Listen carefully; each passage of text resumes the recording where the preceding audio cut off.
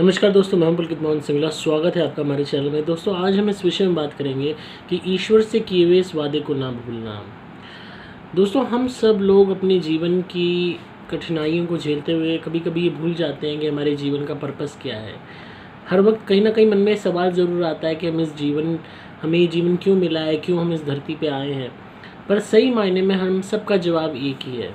हम सब आत्माओं को इस धरती पे जब भेजा गया है और ख़ास कर हमें जब मानव तन प्रदान किया गया है, तो अपने आप में हमारी आत्मा ने एक वादा अपने ईश्वर से किया है कि हम अच्छे से अच्छा करेंगे, सत्कर्म करेंगे। क्यों है? ऐसा इसलिए है क्योंकि हमारी आत्मा को मानव शरीर प्रदान किया गया है, मानव शरीर में रहने का अवसर मिला है। ये अपने आप में एक ऐसा स्पेस सूट कह लो इस पृथ्वी पे विचरण करने के लिए, जो इतना वर्सेटाइल है, जो इतना फ्लेक्सिबल है, जो इतना बढ़िया है, उम्दा है कि आप इसके माध्यम से क्या कुछ नहीं कर सकते। कहने को तो ईश्वर आपकी आत्मा को किसी पक्षी के शरीर में डाल सकते थे, जानवर के शरीर में डाल सकते थे, और आप उस टाइम सिर्फ आपकी कॉन्शियस क्या रहती? भोजन करना, शिकार करना या शिकार होने से बचना और प्रजनन करना। सिर्फ आपकी यही कॉन्शियस रहती। सिर्फ एक ये मानव तन है जिसके अंदर आत्मा आने के बाद इसकी कॉन्शियस सर्वाइवल से ऊपर उठ जाती है।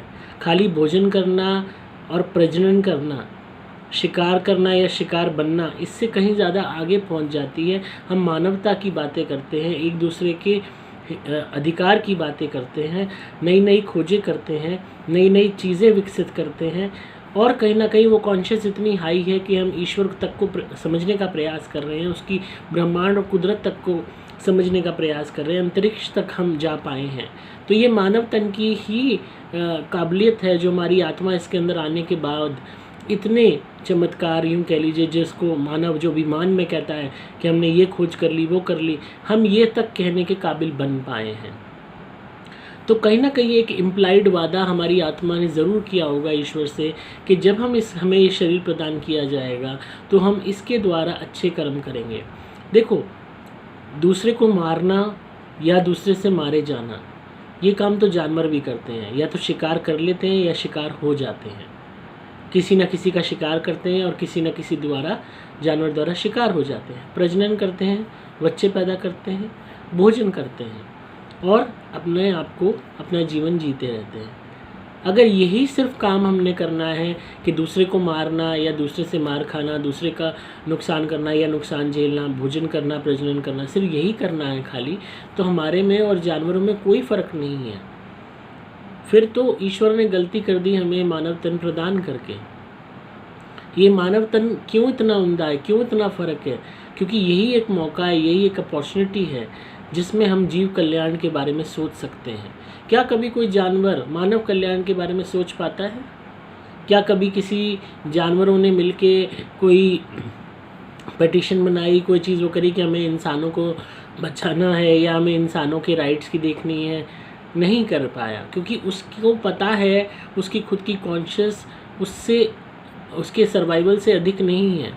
ये इंसान का ही तन है जिसमें हमारी कॉन्शियस इतनी हाई हो जाती है कि हम अपने साथ साथ और जीव जंतुओं के हक का भी ख्याल रख पाते हैं, उनकी सर्वाइवल की भी बात सोच पाते हैं, यहाँ तक कि कुदरत को बैलेंस करने के लिए हम कदम उठा पाते हैं।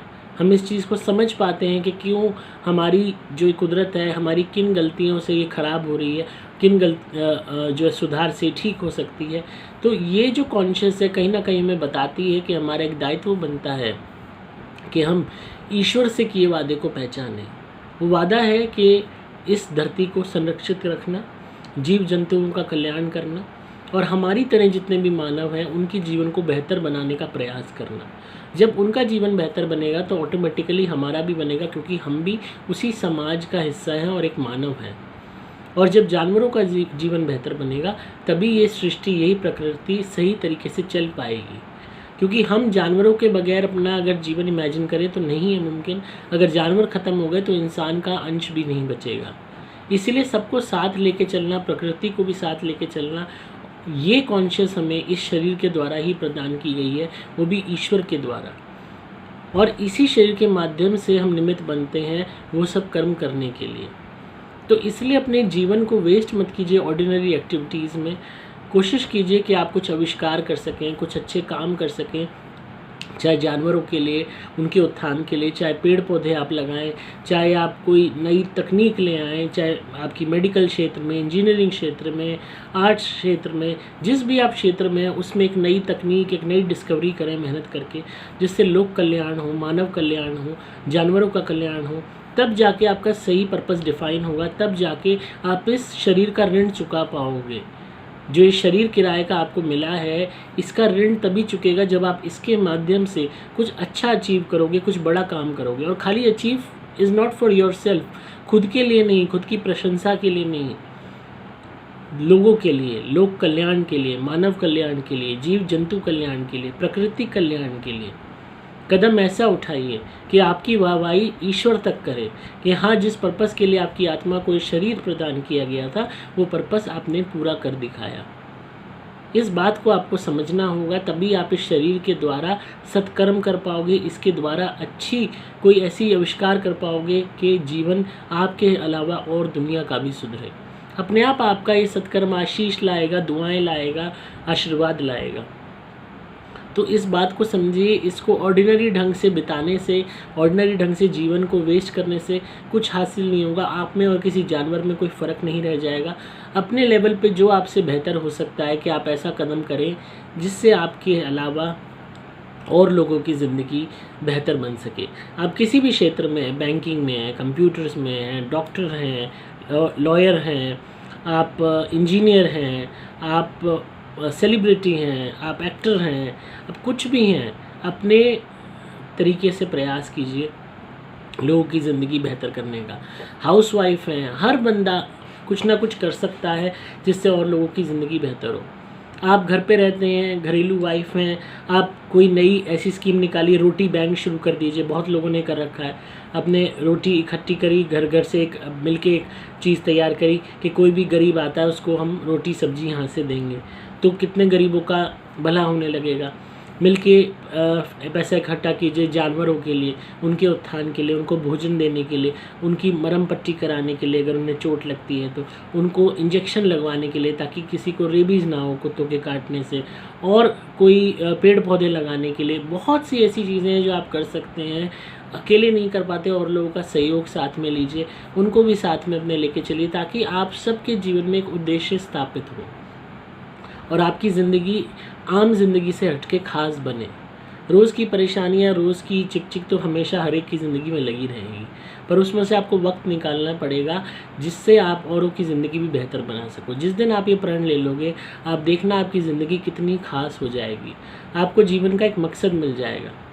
मुझे याद है एक बारी मैं घर पे बैठा था तो एक सज्जन मेरे घर पे आए, तो उन्होंने जो है देखा, कहा कि भाई आपके जो है घर में पीपल उगा हुआ है, तो ये तो पीपल अच्छा नहीं माना जाता। तो मैंने कहा मुझे उस बात से कोई फ़र्क नहीं पड़ता, मेरे लिए एक पेड़ है और पूजनीय है, तो मुझे इस चीज़ का गम नहीं है या इस चीज़ का खौफ नहीं है कि मैं इसको अच्छा नहीं मानूं। हालांकि अक्सर कहा जाता है पीपल जो होता है दीवारों तक को फाड़ देता है क्योंकि वो फैलता है, पर उसका भी इलाज है। मैंने उस पीपल को निकलवाया ढंग से, कोई हाथ लगा के राज़ी नहीं था, तो मैंने तरीके से उसको मिल के निकाला और उसके बाद उसको किसी खाली स्थान पे जाके लगा दिया। पेड़ को भी एक अच्छा स्थान मिल गया और जो है उस जगह से भी वो हट गया।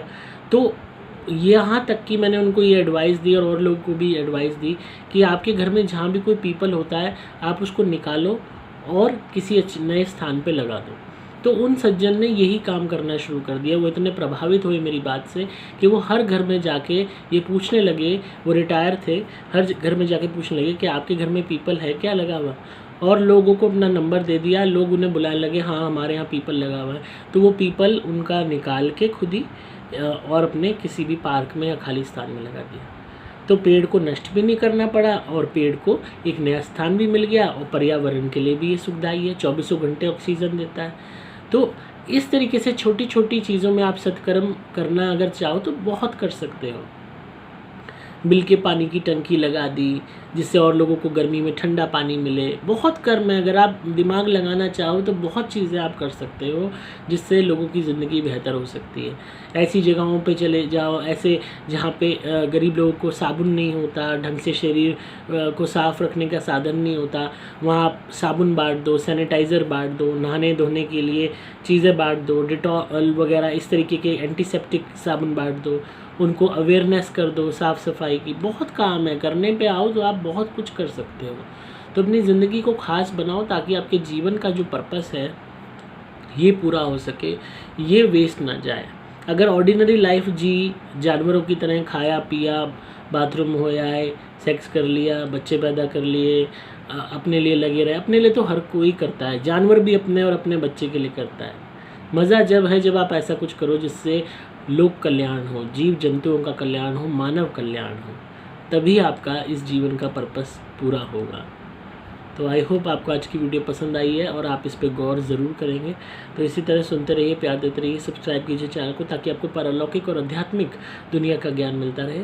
अगर आप किसी भी भूत प्रेत व्याधा से परेशान हैं, कोई भी नेगेटिविटी है, तो आप मेरी धुनी ज़रूर मंगवाइए। सुपर प्लैटिनम या सुपर स्पेशल एक्स्ट्रा घर में जलाइए, आपको कमाल के रिजल्ट्स मिलेंगे। आप मेरे द्वारा भी मंत्रित कवच या लॉकेट भी धारण कर सकते हैं, आपकी रक्षा होगी। आपको सिंपली मोबाइल नंबर 8130331007 पर व्हाट्सएप मैसेज या कॉल करना होगा। आपको डिस्क्रिप्शन में सभी डिटेल्स मिल जाएंगी। मैं हूँ आपका दोस्त पुलकित मोहन सिंगला।